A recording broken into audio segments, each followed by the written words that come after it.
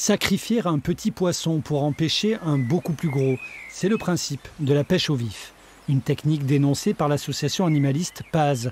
Elle voudrait que Montpellier suive le courant de Paris et Grenoble. Ces villes viennent de se prononcer contre la pêche au vif.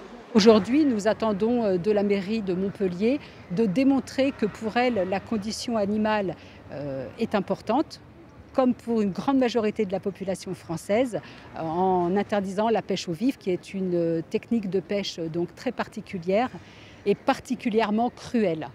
L'affaire prend une tournure politique depuis qu'un élu défendant le bien-être animal a soumis l'idée d'interdire la pêche au vif sur le territoire. De nombreux élus de la métropole ne cachent pas leur inquiétude après la décision déjà début janvier d'interdire la chasse sur la commune de Montpellier. On vit dans un monde où il n'y a plus d'identité, il y a plus de... Voilà, demain on va nous interdire de manger de la viande dans nos cantines. On marche sur la tête. Aujourd'hui, c'est du grand n'importe quoi. Donc j'appelle un peu à rentrer en résistance. Pour la ville de Montpellier, cette polémique n'a pas lieu d'être.